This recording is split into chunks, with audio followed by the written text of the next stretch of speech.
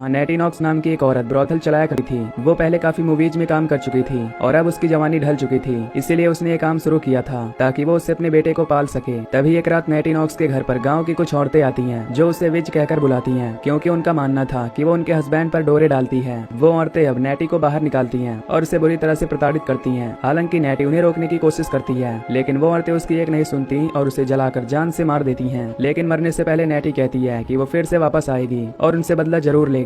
यहाँ नेटी का बेटा अपनी माँ को मरता देख बहुत उदास हो जाता है, जिसके बाद अब उसे एक मेंटल असाइलम में भेज दिया जाता है। अब कहानी प्रेजेंट में आती है, जहाँ हम व्हाइट नाम के एक लड़के को देखते हैं। वो एक हाई स्कूल स्टूडेंट होता है और यहाँ पर उसकी एक छोटी बहन जूली होती है और उसका एक दोस्त भी होता है जिसका नाम रॉबी होता है। तभी हम जूली की बेबी सिटर ब्रिट को देखते हैं, जो एक कॉलेज स्टूडेंट होती है और यहाँ पर पार्ट टाइम बेबी सिटिंग का काम करती है। व्हाइट और उसकी बहन यहाँ पर उनकी माँ के साथ रहती है, क्योंकि जल्दी उनकी माँ को उनके फादर से डिवोर्स होने वाला था, इसीलिए वो उनसे दूर रहती थी। वहीं रॉबी जब व्हाइट से उसका फोन मांगता है तो व्हाइट उसे बताता है कि उसके फोन में नेटवर्क गायब है, क्योंकि उसने उसका रिचार्ज नहीं करवाया होता। दरअसल व्हाइट के पास इतने पैसे नहीं होते कि वो उसका रिचार्ज करा सके। रॉबी इस पर उसे कहता है कि क्यों ना वो एक कॉपर का तार चुरा लें, जिसे बेचकर उन्हें कुछ पैसे मिल जाएंगे। जब ये बात कर रहे होते हैं तो तभी व्हाइट की बहन जूली भी ये बात सुन लेती है और वो भी उनके साथ चलने के लिए कहती है, जिसके बाद ये तीनों के तीनों साथ में तार चुराने के लिए निकल जाते हैं। तभी रास्ते में उन्हें एक आदमी के घर पर ढेर सारे कॉपर के तार मिलते हैं। व्हाइट रॉबी और जूली से कहता है कि तुम दोनों जाकर उस घर की बेल बजाओ और वो मौका देखते ही उन वायर्स को चुरा लेगा। अब व्हाइट की बात मानकर दोनों उस घर की बेल बजाते हैं, जिससे वो आदमी उन्हें देखने के लिए जाता है और फिर मौका देखकर व्हाइट उन तारों को झपट लेता है। रॉबी उससे कहता है कि हमें इस तार के 50 बग मिलेंगे, जिसमें से वो आधा आधा बांट लेंगे। साथ ही वो कहता है कि वो किसी और के घर जाकर ऐसा करेंगे, पर व्हाइट इसके लिए मना करता है। तभी उन्हें अपने सामने एक घर दिखता है जो बहुत सालों से बंद पड़ा था और ये वही घर था जहाँ नेटिनॉक्स का ब्रोथल था। रॉबी उससे कहता है कि अगर वो वहाँ जाकर 9 बार नॉक करेंगे तो वहाँ पर नेटिनॉक्स आ जाएगी। फिर व्हाइट वहाँ जाकर 9 बार नॉक करता है और जब वो घर के अंदर देखता है तो उसे वहाँ पर एक आदमी दिखता है जिसने एक लड़की को किडनैप किया था और उसे बुरी तरह मार रहा था। रॉबी ये देखकर काफी डर जाता है और वो दोनों के दोनों झाड़ियों के पीछे जाकर छुप जाते हैं। तभी वो आदमी घर से बाहर देखने के लिए आता है, लेकिन उसे वहाँ पर कोई भी नहीं दिखता, इसीलिए वो दोबारा से अंदर जाकर उस लड़की को मारने लगता है। अब ये तीनों काफी डर जाते हैं और वहाँ से भाग जाते हैं। तभी हम देखते हैं कि वो आदमी उन्हें विंडो से देख लेता है। अब रॉबी उससे कहता है कि वो भी पुलिस के पास भी नहीं जा सकते, क्योंकि उन्होंने अभी ही चोरी की है। इसके बाद ये दोनों फोन बूथ पर जाते हैं और पुलिस को कॉल करते हैं। वो पुलिस को सारी बात बताकर उन्हें उस जगह का एड्रेस भी दे देते हैं, लेकिन पुलिस उनकी बात पर कोई कार्रवाई नहीं करती, क्योंकि वो उसे एक प्रैंक कॉल समझते हैं। इधर वो कातिल उस लड़की को बांधकर उसे टॉर्चर करता है और उसके कुछ बाल भी काट लेता है। इधर न्यूज में भी उसी लड़की के बारे में बताया जाता है, जिससे व्हाइट समझ जाता है कि ये वही लड़की है जिसे वो कातिल टॉर्चर कर रहा था। फिर हम उस कातिल को देखते हैं जो पुरानी मूवीज देख रहा होता है, जिसमें एक लड़की को टॉर्चर किया जा रहा था, जिसे देखकर उसे बहुत मजा आता है और वो सेम उसी तरीके से लड़कियों को टॉर्चर करना चाहता था। रात को व्हाइट के घर के बाहर एक आदमी आता है और उसका गेट नॉक करने लगता है, जिससे व्हाइट और जूली को लगता है कि ये वही कातिल है जो उनका पीछा करके यहाँ तक आ गया है। पर जब उसकी माँ दरवाजा खोलती है तो वहाँ पर एक पुलिस वाला होता है जो उसकी माँ से कहता है कि उसे यहाँ से चिल्लाने की आवाज आ रही थी।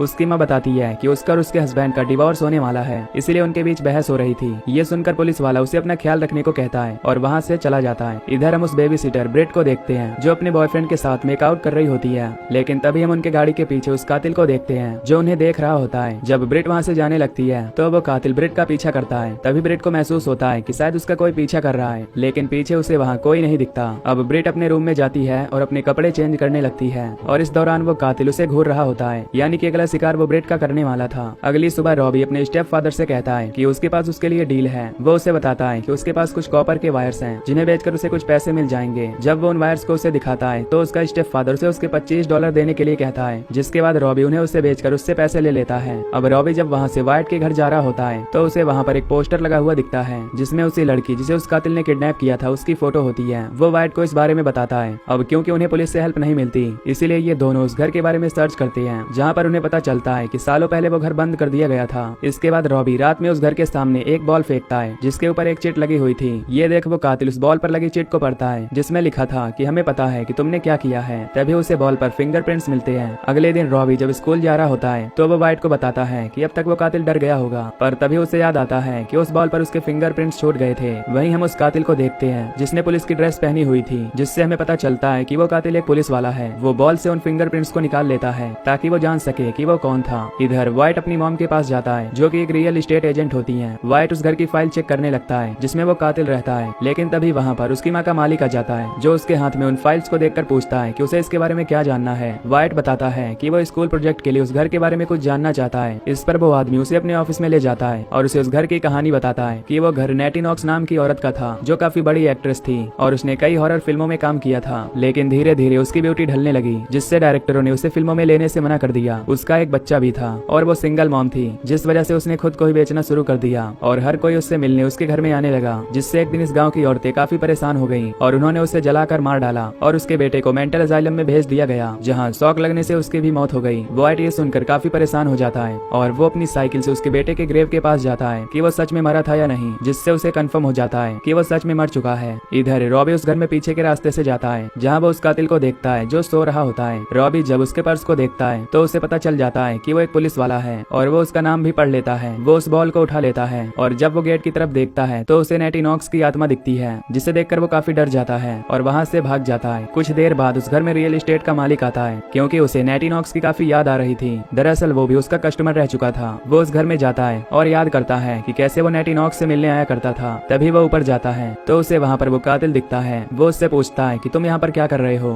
तभी उसे याद आता है कि वो नेटी नॉक्स का ही बेटा है और उसे जिंदा देखकर वो हैरान हो जाता है और तभी वो कातिल एक चाकू को उसके पेट में घुसा देता है। अगले दिन वो कातिल पुलिस स्टेशन जाता है जहाँ पर वो अपने एक फोरेंसिक वाले दोस्त से कहता है कि उसे एक फिंगरप्रिंट निकलवाना है, जिसके बाद उसका फोरेंसिक फ्रेंड उस फिंगरप्रिंट की आईडी को निकालने लगता है। जब वो कातिल वहाँ से जा रहा होता है तो उसे रास्ते में ब्रेट मिल जाती है जो उसे बताती है कि वो यहाँ पर एक रिपोर्ट लिखवाने आई है। वो उसे देखकर किडनैप करना चाहता है और अपने साथ ले जाता है, लेकिन तभी एक डिटेक्टिव आकर उसे रोक लेता है, जिसके बाद वो ब्रिट को अपने साथ ले जाकर उसकी कंप्लेन लिखता है। ब्रिट उसे बताती है कि वो यहाँ जिन बच्चों को बेबीसिट करती है उन्होंने नेटी नॉक्स के घर में एक इंसिडेंट देखा था जहाँ पर एक आदमी था जो एक लड़की को प्रताड़ित कर रहा था। इस पर इंस्पेक्टर कहता है कि वहाँ पर तो कोई नहीं रहता, पर ब्रिट उसे बताती है कि उन बच्चों ने ये सब अपनी आंखों से देखा था। तभी वो कातिल उसकी सारी बातें सुन रहा होता है और अब उसे पता चल जाता है कि ये सब वो बच्चे कर रहे हैं। इसके बाद हम व्हाइट की माँ को नेटी के घर जाते हुए देखते हैं। दरअसल वो यहाँ पर अपने मालिक को ढूंढने आई थी, लेकिन तभी वहाँ पर वो कातिल आ जाता है और उससे पूछता है कि तुम यहाँ पर क्या कर रही हो। इस पर वो बताती है कि उन्होंने इस जगह को बेचने का फैसला किया है, इसीलिए वो चेक करने यहाँ आई है। वो उसे बताता है कि तुम पीछे वाले दरवाजे से जा सकती हो क्योंकि वो खुला होगा। जब व्हाइट की माँ वहाँ जाती है तो उसे वहाँ सब कुछ ठीक लगता है, लेकिन जैसे वो जाने लगती है तो उसे ऊपर से एक लड़की के चिल्लाने की आवाज आती है। वो उसकी मदद करती इससे पहले वो कातिल उस पर हमला कर देता है और उसे बेहोश कर देता है। इधर रॉबी व्हाइट को बताता है कि वो कातिल एक कॉप है, जिससे पुलिस भी उसे पकड़ने में मदद नहीं करेगी। वहीं ब्रिट जूली को लेकर एक हॉरर शो में आई होती है जहाँ पर अब वो कातिल भी ब्रिट को पकड़ने के लिए आ जाता है, पर तभी वहाँ पर डिटेक्टिव आ जाता है और वो उसे देखकर हैरान हो जाता है। वहीं उस कातिल का दोस्त उसके पास रॉबी की फोटो भेजता है और उसे पता चल जाता है किसी बच्चे ने वो बॉल फेंकी थी। यहाँ डिटेक्टिव के पूछने पर वो बताता है कि वो यहाँ पर शो देखने आया है, लेकिन जब डिटेक्टिव उससे कहता है कि मुझे तुम पर पहले से ही शक था, तभी कातिल उसे स्टैप कर देता है, जिससे उसकी मौत हो जाती है। रात को ब्रिट जब बेबी सिटिंग कर रही होती है तो वो जूली को सुलाकर अपने बॉयफ्रेंड को कॉल करती है और उसे आने को कहती है ताकि वो दोनों वहाँ पर एंजॉय कर सकें। इधर वो कातिल अब रॉबी के घर पर पहुँच जाता है जहाँ पर उसे उसका स्टेप फादर मिलता है। तभी वो उस पर अटैक करके उससे रॉबी का पता पूछता है, जिससे डरकर वो उसे बता देता है कि रॉबी इस वक्त अपने दोस्त के घर होगा, जिससे अब वो कातिल उसे पकड़ने के लिए निकल जाता है। दूसरी ओर व्हाइट अपनी माँ के ऑफिस में होता है जहाँ वो नेटी नॉक्स के बारे में जानकारी ले रहा था। तभी उसे उसके बेटे की एक फोटो मिलती है जब वो मेंटल अजाइलम में था, पर जब वो ध्यान से देखता है तो उसे पता चलता है कि वो उसका बेटा नहीं था, बल्कि उसका बेटा वो पुलिस वाला था जो उसकी आइडेंटिटी लेकर वहाँ पर रह रहा था। इधर ब्रिट जब तैयार हो रही होती है तो उसके दरवाजे को कोई नॉक करता है और जब वो वहाँ पर जाती है तो वो कातिल उस पर हमला कर देता है। वहीं जूली उसके चिल्लाने की आवाज सुनकर छुप जाती है। तभी व्हाइट भी वहाँ पहुँच जाता है। वो कातिल ब्रिट को किडनैप करके उसे अपने साथ ले जाता है और उसे गाड़ी की डिग्गी में डाल देता है जहाँ पर पहले से उसके बॉयफ्रेंड की लाश होती है। इसके बाद वो उसे किडनैप करके अपने घर में ले जाता है और व्हाइट और रॉबी उसका पीछा करने लगते हैं। वो उसके घर जाकर उसे ढूंढने लगते हैं और तभी वहाँ पर रॉबी के स्टेप फादर भी उनकी मदद के लिए आ जाते हैं। वहीं वो कातिल ब्रिट को उसकी मॉम की मूवी दिखाता है, जिसे देखकर अब ब्रिट पूरी तरह पोजेस हो जाती है। तभी वो सभी अंदर आकर उस कातिल पर हमला कर देते हैं और तभी व्हाइट की माँ उसकी गन उठा लेती है और उस कातिल को शूट कर देती है, जिससे वो मारा जाता है। और तभी उसके मुंह से उसकी माँ की आत्मा बाहर आ जाती है, यानी कि वो उस आत्मा के वश में था।